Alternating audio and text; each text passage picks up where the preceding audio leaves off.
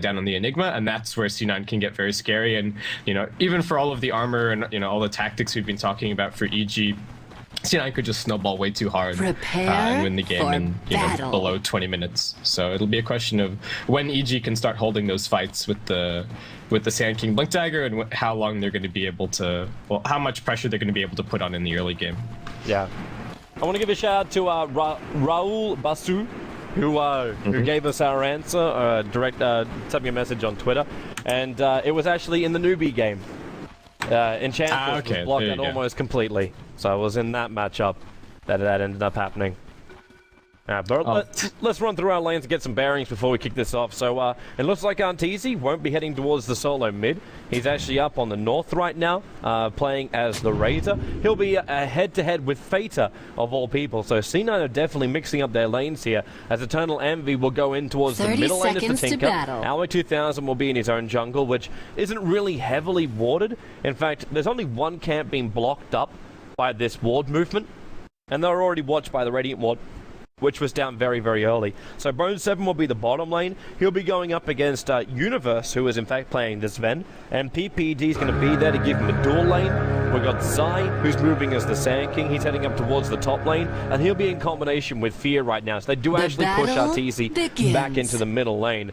And I think that actually wraps up everyone apart from Pilot Eye. And he'll be the roaming Shadow Demon, who, again, Pilot Eye, I like how he does this. He just leaves some extra money just in case he thinks he can get to his boots in time, or if he does require early sentry wards. But in this game, he won't need it. The only thing EG are doing is watching the Enigma. They're not actually stopping his jungle. Yeah, some really interesting just lane shuffling and everything going on, as you pointed out, with Arteezy considering going up top lane, but I guess EG had a sense of what C9 were going to do, so they brought the Razor back to mid lane. And overall, what are our lanes looking like? So Clockwork's going to do okay in bottom lane, honestly, but it is going to be up against the Lich. And just dual lanes, really, which is interesting, especially given that we've had a 3-1-1 meta for such a long time. But we said it in the draft, and we said it in the pre-show, that the offlane dual lanes and just dual lanes in general would be a big feature of both of these two teams playing through this tournament. Well, right now the bottom lane dual lane for EG seems to be nice and strong, but Bone 7 is still getting some good experience out of this.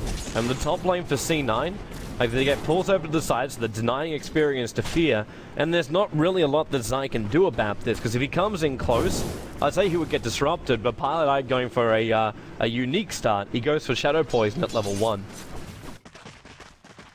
I'm interested to see why he's doing that. Like, I assume it's not a misclick, and he's just trying to zone out Zai, because there's this Observe Ward on the other side. It's not perfectly, they can't actually munch on this tree and get rid of it, so the vision's actually better. Or he's just looking at the pure damage. I'm liking this though, like, just the Shadow Poison coming out from the side, like, it's getting pinged out saying he doesn't actually have a disruption. But you would think about it, what's actually going to help you? Like, disruption wouldn't help you on that lane. There's Burrow Strike and there's Leap to get you away. Yeah, Shadow Poison though is an extremely powerful damaging ability, especially since they increased the stack cap on it. You can easily take upwards of 500 damage just from a few stacks of Shadow Poison. So that doesn't change Pilot Eye's build overall too much. He's still going to pick up Disruption at level 2 now, and it'll still be okay. It's the saving grace for when Fader gets initiated on. I'm really, though, interested to see why EG didn't do a proper block through the Radiant jungle.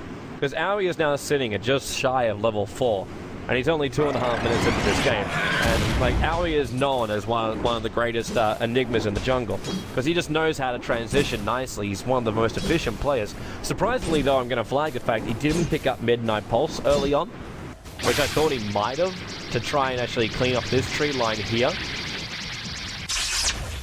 So yeah, not happening from him in this game.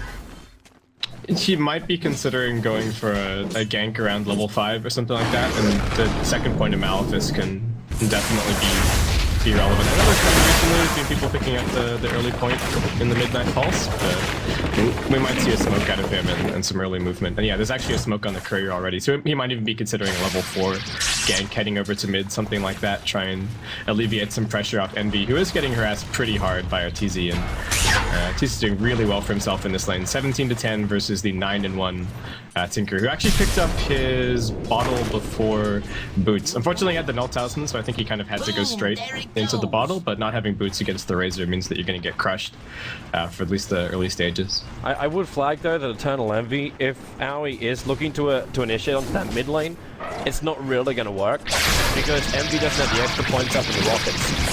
He's going to save it onto his stack and he's onto his skill points. So right now, he's just giving huge amounts of damage over to Arteezy. But he went 3 points directly into March, trying to use the March to push out the lane and get the last hits in, and then force some problems for Arteezy, but that's not really happening at the moment. So Arteezy is just really, really happy in the mid lane, sitting at 23 for 11, up against a Tinker who is 11 for 1.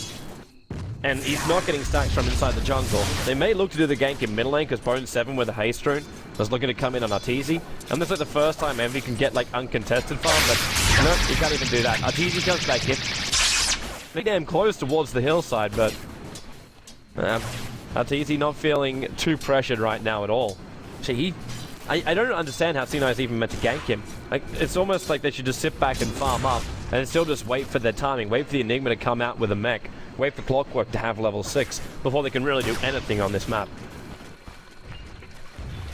Yeah, the Tinker's not going to do that amazingly in the early game, but assuming that everybody else in his team does alright, they will be able to start making some space for him, you know, later on. Once the Clockwork has his level 6 or his level 7, he can leave bottom lane and they can bring down maybe Pylai even just to sit behind Envy and make sure that he gets some good farm. And once Bone 7 starts moving, the EG supports will probably feel pressured into moving around the map a little bit as well. So we won't always have this Lich sitting down bot and denying.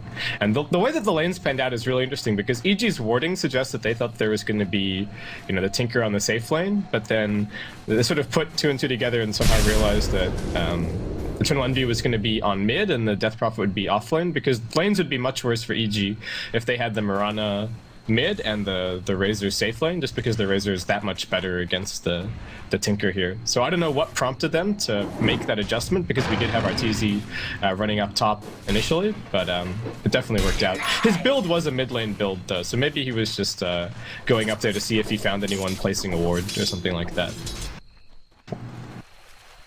Well, either way, man, we still actually have a killless game 6 minutes in. There's a lot of observer wards though which have stopped this from happening. Like Pylai dancing around the tree with Zai, but Aoi's now moved up to the top lane. Pretty sure he was, actually no, he was still inside the fog of war when he moved up like that, so they need this disruption from Pylai to hit, and then they'd have to go straight to the black hole. That's the only way they're going to kill off here, because he'll just leap out and away. And that's the only other way that's going to go down. The fear is not coming out far enough. And with the Faith Boots, it's really difficult for Pylai to get into. Okay, now he's got it. Disruption. Let the ball go. Yes, so it's straight from the start with the Crypt Swarm as well here. He'll have lead. No, he can't even have time for that. The Black Hole held him just long enough.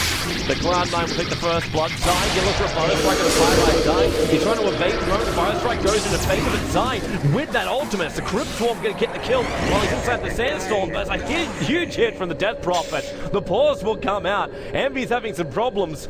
But C9 is definitely not on that top lane. Fade's Exorcism just ripped apart EG's attempted counter gank.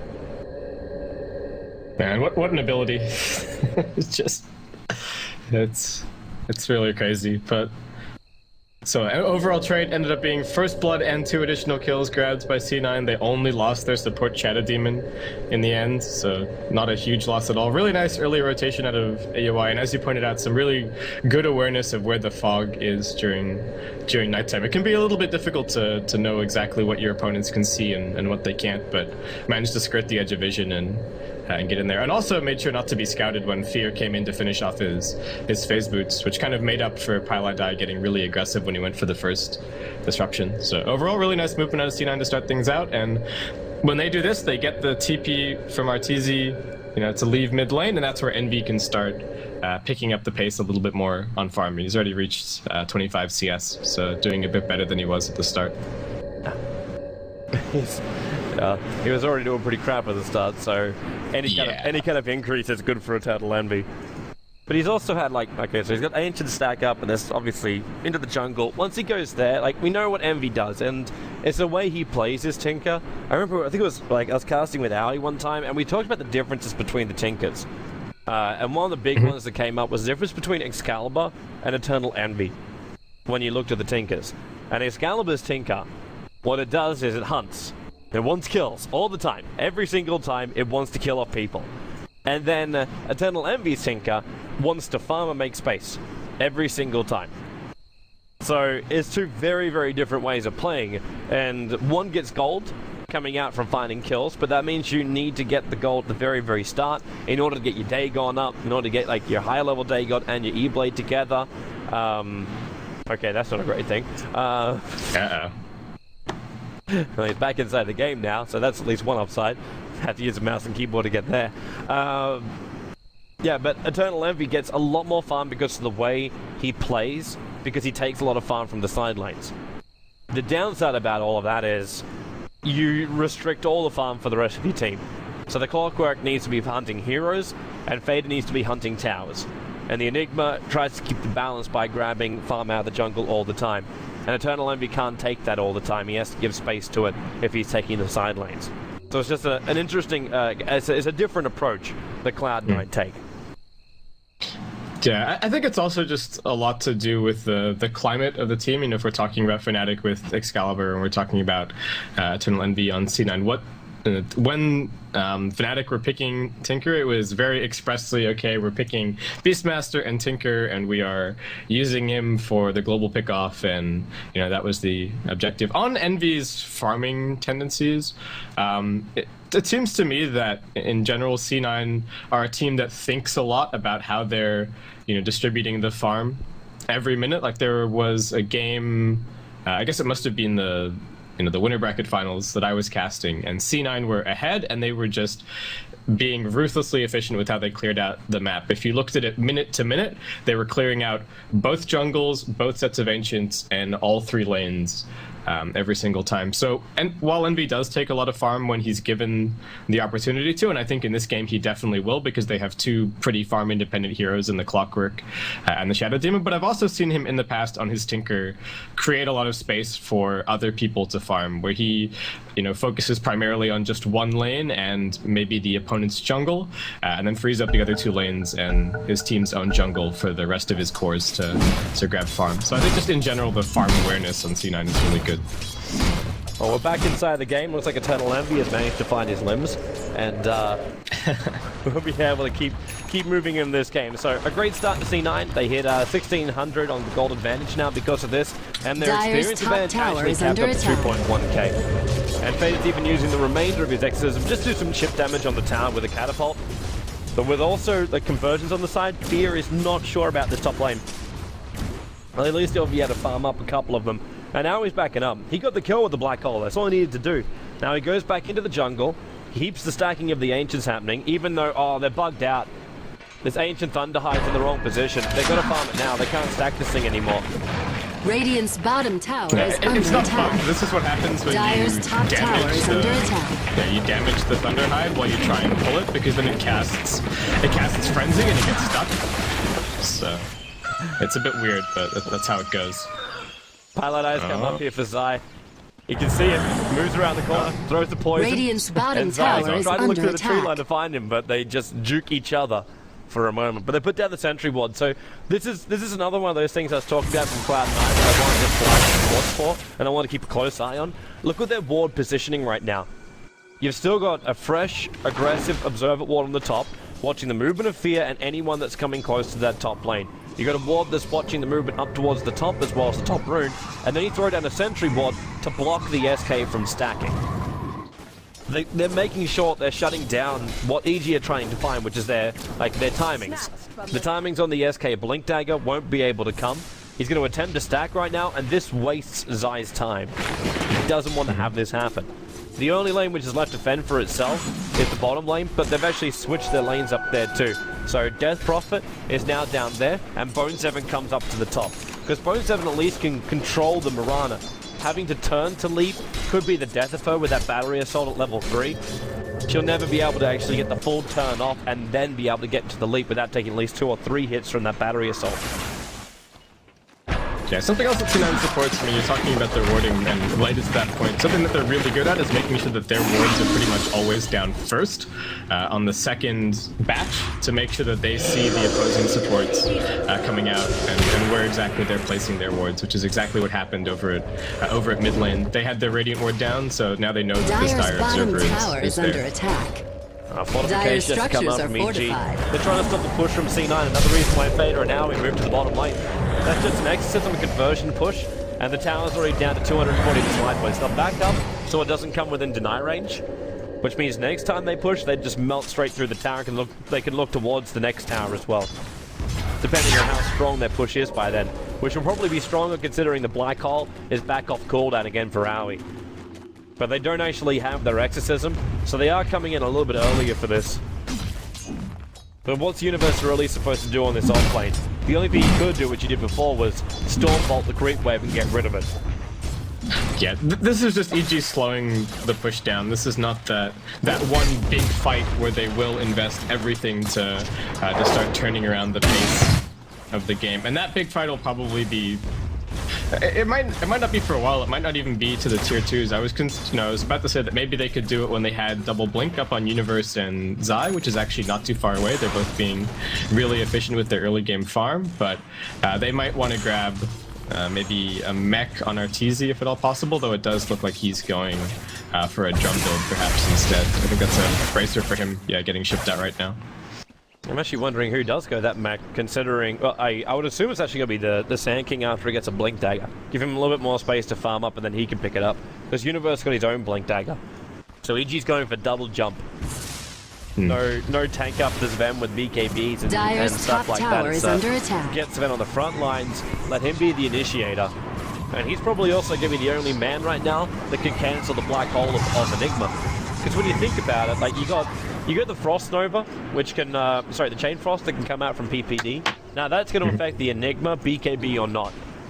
So that's a great ability. But Dire's middle if he tower gets is caught, under attack. Sven's the only person who can reposition himself to get the stun off without actually being caught inside the Black Hole. Maybe the SK on the edge, but even then, they need to wait for this Great Wave to push out before he can buy a Blink Dagger in secret. Well, there's nothing secretive about what's happening top lane. This Radiant Ward was super value. It spotted Universe coming up here, though he's actually TP'd down bot. Nice defensive destruction, but there's no follow through on the Howie. The Morris strike, however, from side, putting that Blink Dagger to use. Then the Chain Frost bouncing through Cloud9, taking out the Enigma and the Death Prophet. The bottom tower still went down. He's not finished yet. Battery assault with the clogs up. He's got assault from time, but then again with everyone that can see him, but he's trying to stop away, but not enough speed. The Frost Blast slowing him down too much, and Pylite die. Disruption was still on cooldown, so he could not help. So they just fed Fear a double kill, and the only thing EG lost was the Sand King, who really made that happen. Without that double burrow strike, that never would have been as good. If he hadn't burrow struck the Enigma as well, the mech would have gone off, and that would have been a completely different fight. The other aspect, of course, is what I was just talking about, that C9 saw Universe coming up towards top lane with this ward that they have down that's just about to fade. But Universe actually just walked top, and then he immediately TP'd bot. And I don't know if C9 expected Universe to be there, though I guess they did expect their mech to go off, and that was the biggest factor. So very well played there by Zai. And yeah, EG already starting to make C9 fight for these tier 1 towers, which is always a good sign for them. Talking about the mech, I don't know if the Sand King will be picking it up, but now that Zai has his blink, he can start doing the supporting and maybe Lich. First fire strike, and he uses a mini blink, and then Universe just walks in behind to make touch for this time. He goes for the double Black Hole. Envy will come in, later, they need more help, but Arteezy, he's actually trying to bring down Eternal Envy now. And successful doing so. Fire strikes, and there it goes. The Enigma, the Midnight Pulse was still there to kill off the Sand King. Sorry, my name's around the wrong way. Then Baron shot tries to actually completely misses it. And Arteezy just stood there with Eye of the Storm. And Fear? And they gave him a triple kill. Faders away. One chance will keep him alive. Fear won't finish the job. That was so close. That was so close to being a full team wipe in 2 different locations on the map. Radiant's I think middle tower is maybe under could have attack. canceled that TP. Radiant mid. structures are fortified. When he came in, he just, he got absolutely slapped down by the DD Arteezy. So Really nicely done out of EG. The double blink daggers are already doing work and really preventing C9 from grouping up too much more. I mean, C9 have some tier 1 gold lining their pockets, but I don't know how much longer they're going to be holding on to that gold lead, especially since it looks like EG are already in a position to start taking some more fights. Man, you know how I was talking about the fact like if EG got beaten heavily in the first game, then they'd have real trouble just winning the full best of 3. Right now, it's I don't know what he's trying to achieve right now. He wanted to force the middle lane up, but he had to know those observer wards down. Like, he even had his own observer ward down, watching EG walk after him. Now up on top lane, the clockwork goes down to a Mirana. Dire's middle tower is under attack. Radiant's top tower has fallen. EG just finding the pickoffs, and this game is getting out of control really quickly. Just walked into it. Radiant's top They're tower pushing it is to under top lane. attack. They didn't even have to blink for it. It was just a straight burrow strike and Stormfall. And the SG had no time to react. And the lines are now starting to be drawn by Owie. He's like, yo guys, don't go past it. Actually, even with that line, I think, yeah, you could even ping out from the SD and say, I didn't go past that line. Still. Radiant's top tower is under attack. This is crippling. Like the fact that Envy's also died 2 times in the space of 2 minutes. His blink dagger has been completely shut Radiant's down. middle Not tower to mention, is under attack. He was the main hero they pumped money into for Cloud9. He needed to keep the space up with the March of the Machines. He needed to stop EG from being able to do things like they did on top lane, taking tier 1 towers and pushing further. At the same time, if C9 just chill the fuck out, they're gonna be okay. Because they're still playing with a Tinker and Enigma. With a Crop. That's still their advantage here in the draft. Yeah, if they can ever group up and push, they can still definitely siege some towers, but the question is whether or not Universe and Zai are ever gonna give them that opportunity, because yeah, I don't know if that's gonna happen. It looks like somebody dropped poor PPD's headdress recipe, I think, onto the ground, so we ended up buying another one. So there's now just a random headdress recipe hiding here behind the trees. So I don't know what exactly happened there, but yeah, it looks like the call is from EG just going to be, okay, Zai can start buying the wards and whatnot, and PPD can start working towards the mech, which is, I think, going to work out just fine. They've already maxed out Frost Armor as well, just to protect their towers from the Exorcism and the Eidolons. So again, I don't know what the Exorcism is going to be doing for C9 in teamfights or in pushes, especially with the Lich and Sven. Zion Universe, I can't take my eyes off these guys, man. Like, you said it right before where you said these boys, they're the ones that restrict the space of Cloud9. And they're already coming to bottom lane. So, he is pushing the tower, not a single hero of Cloud9 is here. Envy is currently doing the ancient Radiant's stack, bottom tower so he's is finding his under money. attack. And this will give him his blink dagger at least, so there's maneuverability for Kevin. There's none of these, like, I'm gonna walk up the middle ramp, past the tier 1 tower, and Radiant's then go into bottom trees, tower has like, kind of fallen. thing. It's I'll just blink, do it, rearm, blink again, go safer, and stay in the trees without walking into them. Looks like C9 are going to attempt a little bit of a group up and push. Now that they have this blink dagger, they can lay down some arches, but if this push doesn't work out, then you already have to be feeling very, very worried for C9. This is going to be C9's bread and butter. The March of the Machines cover fire with the Exorcism to push, and the Conversion Army being the bulk of the Esports behind. He's actually getting Yule Scepter off the Razor, go straight for the silence, and then with the Radiant's bottom tower Responses, is under attack. making him a little bit more injured, but then Vader getting stunned up. There's still a big March of the Machines, a defensive disruption from Pilot Eye. Probably not really required, but I think he was worried about the Sand King follow-up more than anything else. And Envy, okay, that's an aggressive TP. But the mid tower, the catapult versus Dire's heroes, and it middle looks tower like has Dar's going been to lose denied. here. The Lich will deny the Radiant's tower bottom with tower is 83 under base attack. damage. But EG have now lost all their tier 1 towers, so upside. That was really good for EG. They defended with 4. They made C9 feel scared about engaging heavily and forcing the last hit. Fear got some damage on the tier 2 bottom lane in the meantime, and also secured some really nice farm for himself.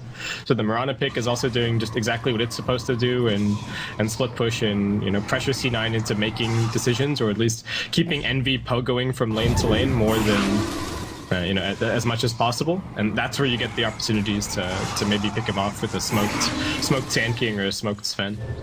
I can understand your point there, man. At the same time, a smoked Sand King, smoked Sven. I'm waiting for, like, maybe I have to wait even longer for that. I can take Murashan for the moment, but I was thinking maybe C9 could initiate. They put an aggressive observe ward up inside the dire side jungle, so at least they can see the SK's movements, but it's not really going to help them, is it? Because they don't have an initiator. They got no one that can actually grab the SK out of Sandstorm. Sharon has fallen to the A Dire. silence from the crop, or an enigma with Dire's black top hole. tower That's is the only under thing they've attack. got against the SK. And I'm actually, in hindsight, that might also be the Radiant's reason why middle the set tower by is the under SD attack. decided to go Shadow Poison level 1. Because it's the only thing that would affect the tank team at level 1. Clockwork being pushed in by Bonesep. Turns on the flame zone. He doesn't want to hit him right now. He's stopping himself. But that means he's just dynamiting the tower. RTZ perched up, trying to run away. The Moonlight shadows down. They put the sentry walls and the dust to be triggered. And RTZ thinks he's safe. But the rockets are coming in. That's enough damage. The Aegis Simono will be triggered. The SK's up in the air. Fader still going to silence. The arrows coming in from Fear. They'll all manage to evade as they group back up for the mech from Maui. But they burn the Aegis and they burn the Sven. And they defend the T1 tower, Cloud9 for now.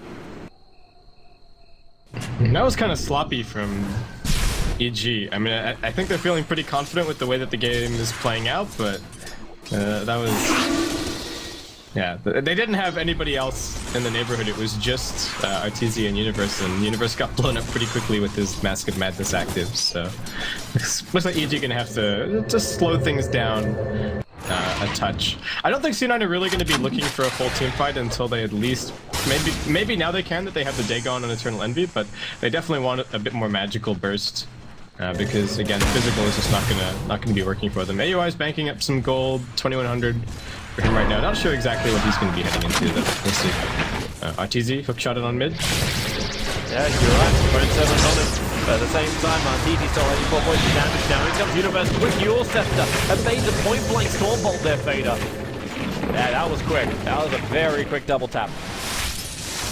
I didn't even hear the animation of the Stormhand. it was that short range, but it was very nicely done. It was quick, man. It was quick. Same with Zai. Zai actually blinked himself away from the rockets of Envy, because Envy was using the conversions of Aoi 2000 to TP onto. And this Observer Ward that's just sitting down here gave vision of the Sand King moving back up that direction. And because of that, he just came in, he TP'd into the lane, popped the rockets, and then blinked himself directly down to get a follow-up laser and Dagon hit, and that would have been the death of the Sand King. The Sand King, luckily, he also had his own warp there and got just a split-second notification that it was coming. And he also double-tapped the blink tank because he got sent directly back into the fountain area. Envy living life on the edge right now. Yes, he just spotted there. He's in the position where he can be seen when he TPs to that point. But the Martial Machine is just meant to keep the creep base back. This is what I talked about too with Eternal Envy. He won't gain a lot of experience from this, but what he does is make sure the lanes are always pushed out. Goodbye, SD. He's a long way out in that bottom lane. But he's a space creator, this Tinker. He's not meant to be a killer. He's a killer if he sees it, but he's mainly a space creator. Yeah, he can look for opportunities if Bone7 or Fata manages to find somebody with hookshot or Yules, but for the most part, you're right, he is just going to be spending a lot of time farming up and trying to get into his... I guess just get into his Ethereal Blade and Dagon. I think that needs to be the build for him here. Because he is the primary damage dealer for his team. Also, the Shadow Poison should be pretty good here, though. EGR moving pretty quickly into picking up, you know, mech and some casual floats here and there as well. He's right next to Zai. Zai goes into Sandstorm. He could technically turn around for a Burrow Strike Epi, but Zai's not to be part Dire's of that one. middle He tower was just is staying under in the attack. trees where he thought it was safe.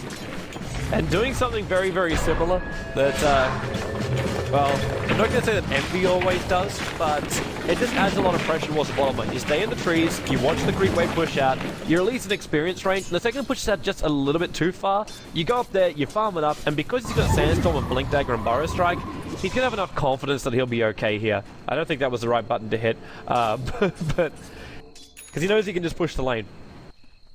So he's all good for that. I'm not so sure about this this build coming up from Maui. He's actually going to go into the BKB, so we've got two BKBs arriving for C9. The Crop has already got hers, and the BKB is there for Aoi. And the primary reason why I'm not so sure about the BKB is just because of the amount of physical DPS coming out from Zven. It's going to hurt like hell. Zai. Oh, Envy. That's the reason why he stays in the trees. Zai warps the epicenter on the bottom lane. But the black hole's still going to be cancelled by Chain Frost, no matter what AoE does. So why not just go for the Blink Dagger instead? Because it's less about the black hole not being cancelled, and it's more about just living through the fight. There's a lot of lockdown, and there's a lot of... Jumps to the lane, he's on the Blade Mail's already up, so he can come back to the Fire Strike. Goes through AoE, but the Midnight Pulse is already down. And the Shadow Demon ensures the Razor's death. PPD on the run, Bone 7 can't catch up to him. And the SD's too far away, but that hero can. Tinker jumping up, goes for the rockets, but PPD just moves up around the tree line, and the Fire Strike, it comes in, the SD disruption, saving some space for AoE. He's already used the mech, and they're bailing out of here, but not fast enough. Cloud9 being punished for the chase on PPD. 3 for the price of 1 ends up being the trade score in the mid. Overextensions on both sides. RTZ a little bit too far forward given the position of his teammates, but C9 ended up going into a headlong charge towards the tier 2, which they're really being punished for. Nice arrow out of fear as well onto Pylai die in the midst of all of that. But going back to the thought about the BKB, so if he goes for Blink Dagger and he catches everybody, then that's fantastic, but the BKB gives him the opportunity to wade into the fight, even at the Lich, and be scary and not get bar struck and stormhammered. And it's also just about guaranteeing the mech and that he gets everything else off. And if for some reason somebody on C9 manages to burst the Lich, then the BKB is a guaranteed way to cast the Black Hole. And you won't be seeing Black Holes typically right at the start of these fights. It's normally, oh look, I found a good opportunity on 2 heroes. Let's go to town.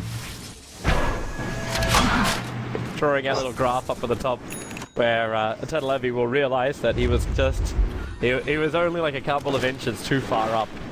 He let off the Martian machines at exactly the right time, but he was too high up that the creep wave passed through without even being affected at all.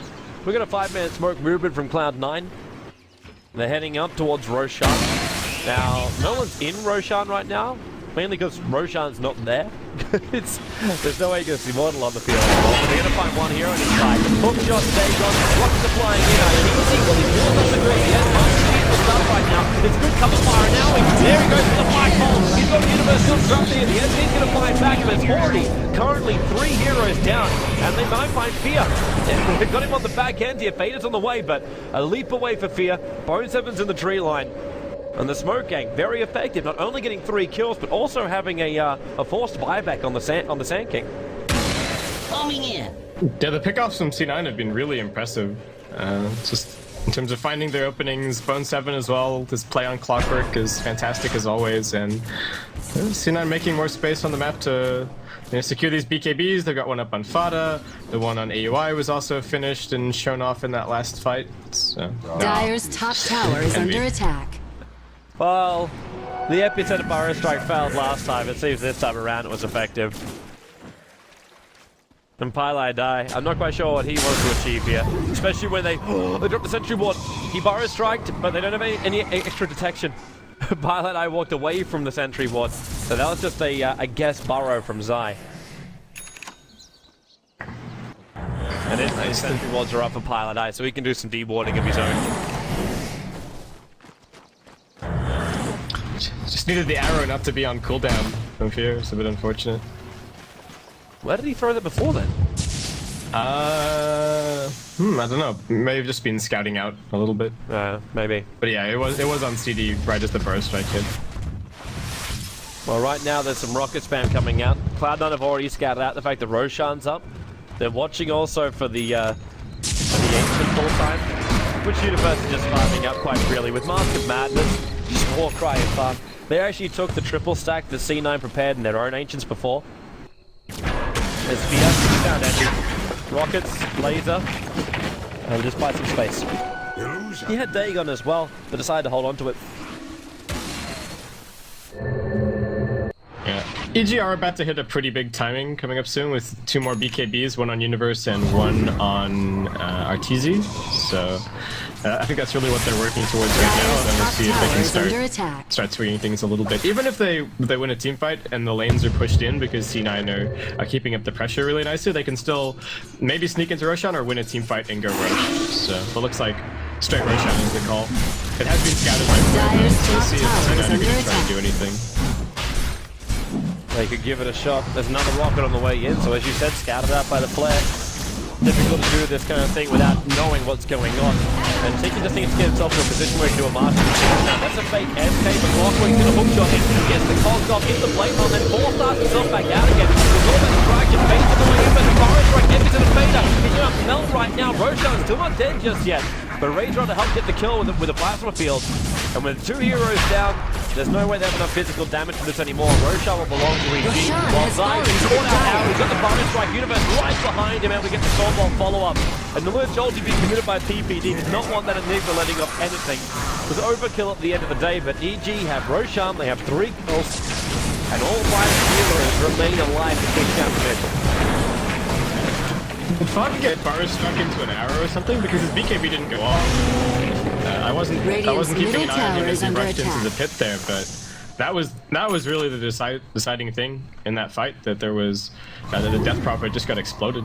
He got Boris right before the BKB. Yep. Dyer's top tower is under attack. He's taking the damage to start with, but the Boris Strike timing.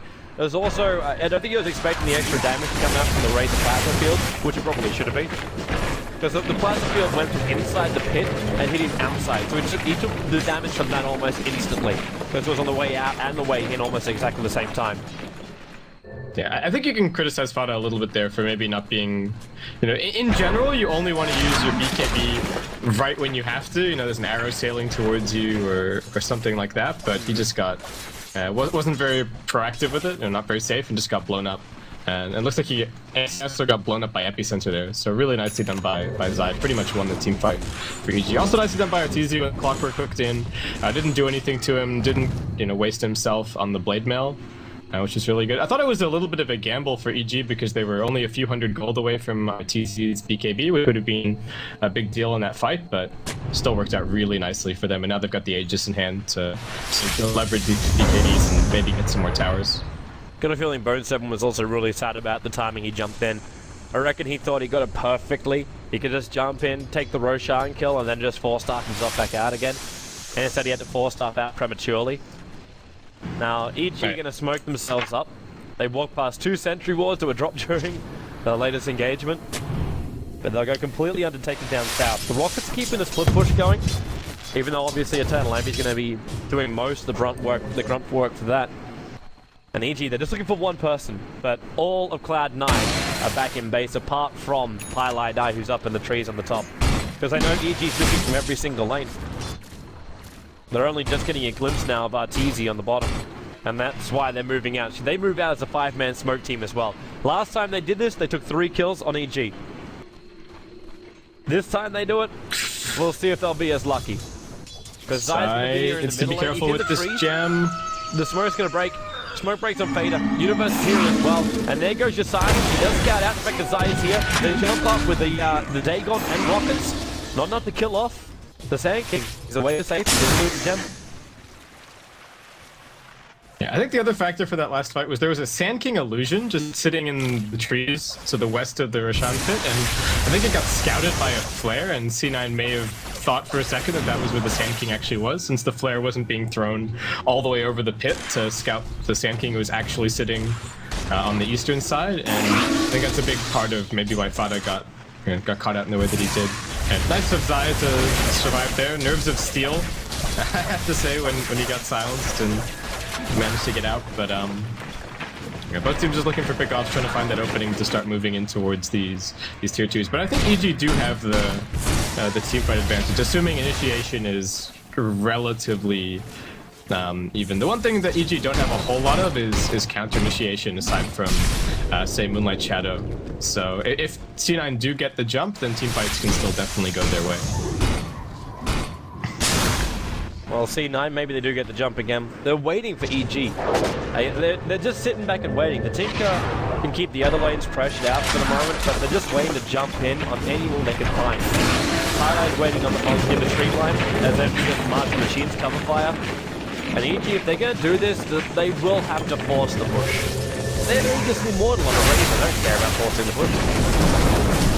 Radiant's top tower is under attack. Back in his ult, he turned on the Crypt Swarm, dragging the creep wave back off the tower. Complication's not being used by C9 just yet. As the arrows flying down, only hitting on Radiant's top tower conversions. has fallen.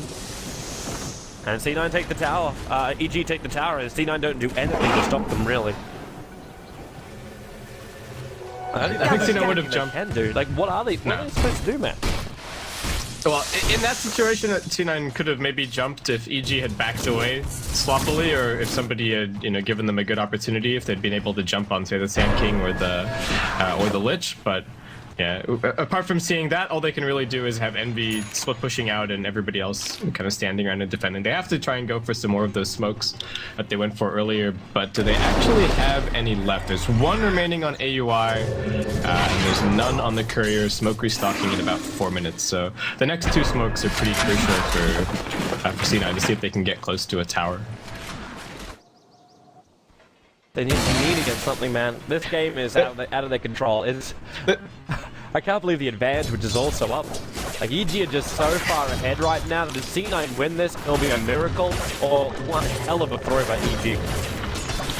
Yeah, C9 are also waiting out the Aegis on RTZ since it's just about to replane, so they're just kind of stalling for that to get the fight back on slightly more even terms, though they are down by 25k experience and 10k gold. It's, yeah, not looking great for them right now. EG's coming in for initiation. They're using the Moonlight Shadow. There's one here they can catch out, but not now. He's going to blink dagger. Now he's blinking up, running back. Radiant's middle tower is under attack. And EG just pushed the tier 2 tower now. Dire's blink top dagger is still tower there is though, under and it's a smoke movement. Blink off cooldown 1 second. That's a blink Radiant BKB black hole, but fortified. PPD notice his position, Radiant's staying in middle the side tower tree is line. under Hook attack. shot in for his never. That's one person who's going to tower grab is it. under attack. Dagon kills him off, which means now Owie, unobstructed hole, the tower will still go down, while Sven just lobs up Eternal Envy on the sideline. He just four-shot him. Universe to jump just then. He straight up just four-shot him. He saw the opening on Envy. Everyone else on C9 was kind of looking at the rest of EG to see who they could catch on the way out. Because once they killed the Lich, they had the open black hole opportunity. Envy was also looking at who they were going to jump onto next, and Universe jumped first. So really nice to see that. Universe. It is funny though, because you basically have two heroes. Like with their pants down, that one. Like Owie was in range for a blink to black hole then. And if the SD was also in range, he has a 4-star to get himself there. Defensive disruption wouldn't be the way to go too. Radiant's bottom tower has been denied. Where there's Sven with a Mask of Madness, that's basically 1 second. Yeah, it's like 2 seconds total.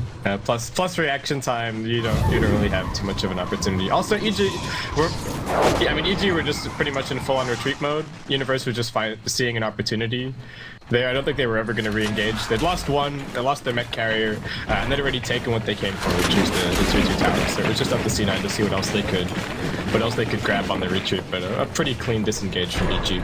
Dire's bottom tower is under attack. And Eternal Envy probably needs his...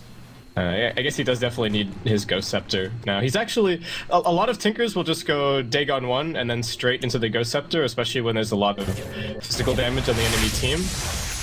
But Envy's just rushed the Dagon 5 to get as much burst as he can here, but he will probably be picking up the Ghost shortly, so he'll be a little bit less vulnerable to Universe, but there's still tons of magical damage as well for EG. I mean, we saw Envy getting soloed by an Epicenter earlier, and that's now maxed out.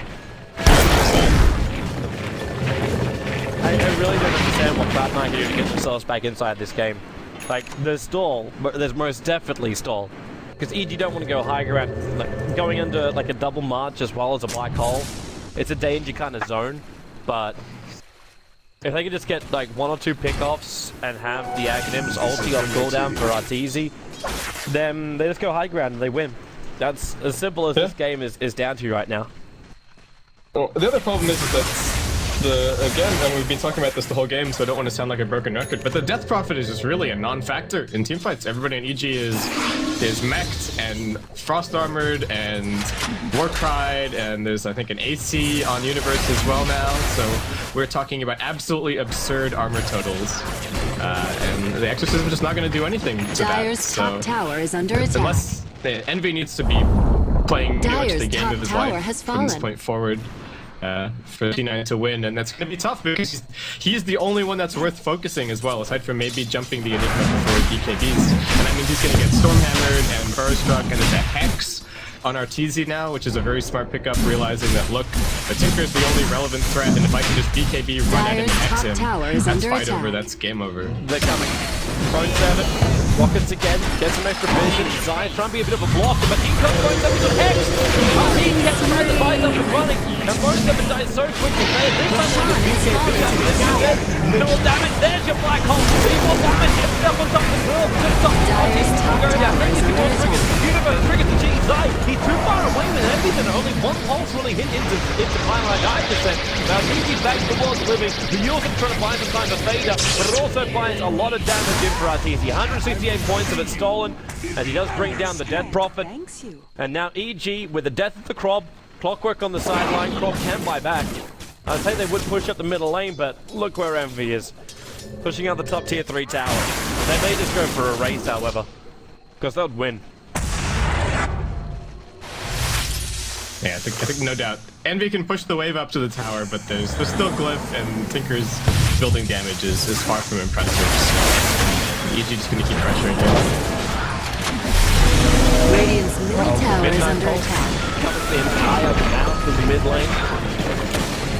And Master Machines does the same thing. Oh, this is gonna be a dirty game. This is actually gonna probably be even a 60-minute game right now. Because it'll take EG forever to finish against Cloud9.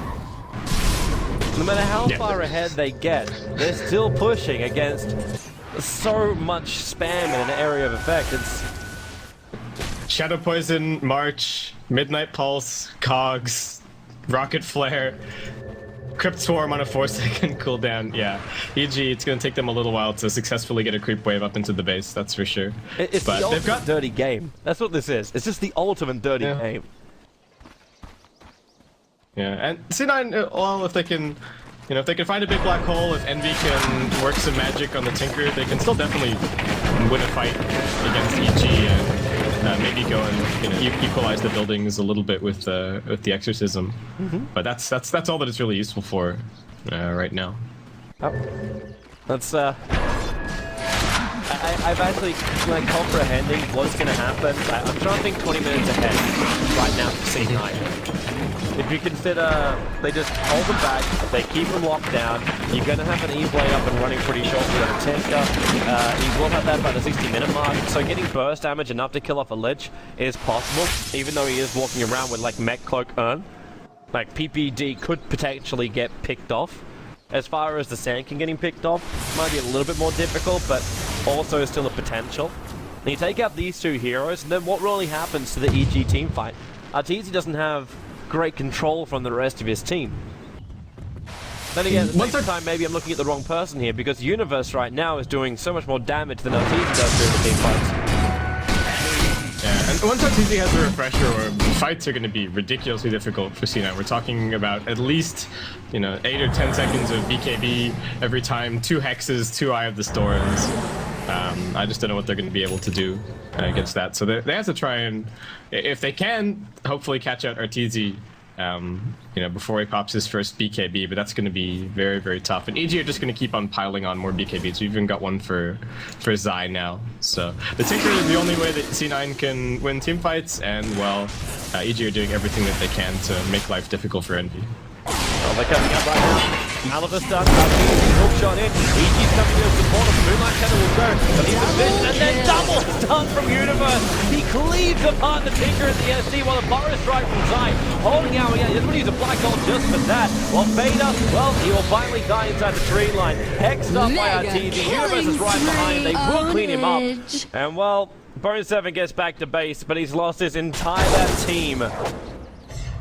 That is not the fight Cloud9 want. They want a quick pick off on Arteezy and just get the hell out of dodge, but EG, they had 4 heroes right behind him. Well, I won't say right behind him. They're lagging by 2 seconds, but they still came.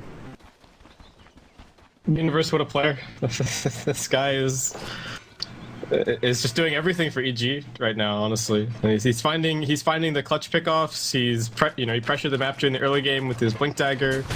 EG all locked. Universe has played this game. Also, his PPD draft is, I think, phenomenal against. They kind of baited C9 into taking the Death Prophet and had him play. Radiant structures are fortified. Bone 7 is waiting for some kind of like when they want to see Aoi 2000 up, however.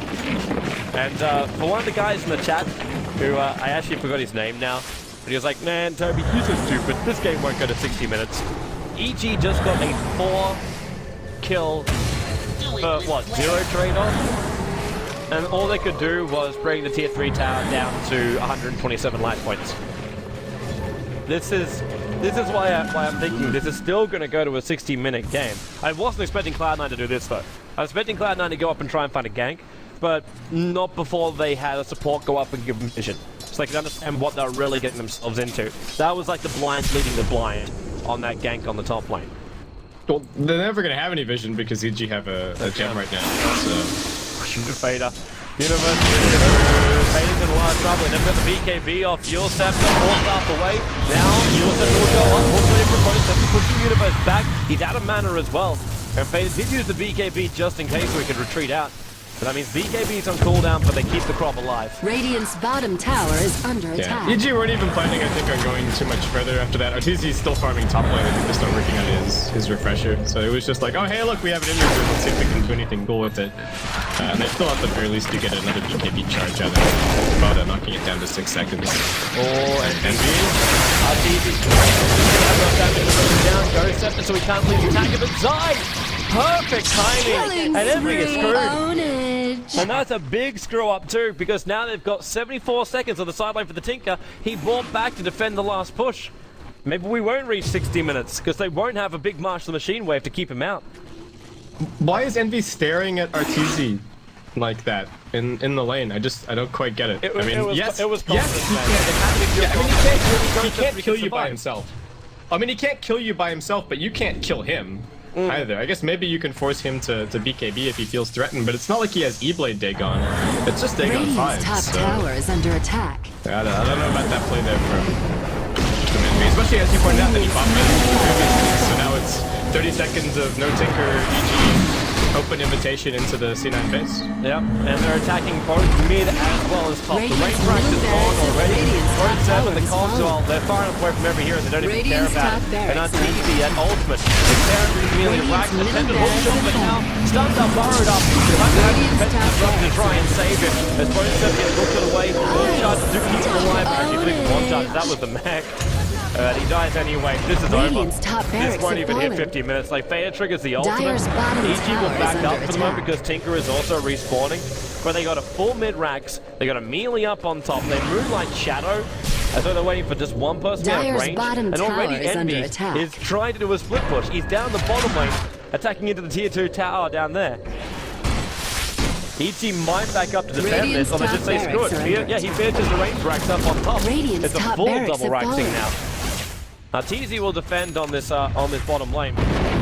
So maybe EG just force out the bottom lane and that's it. That's all we got to do. Just straight drive now.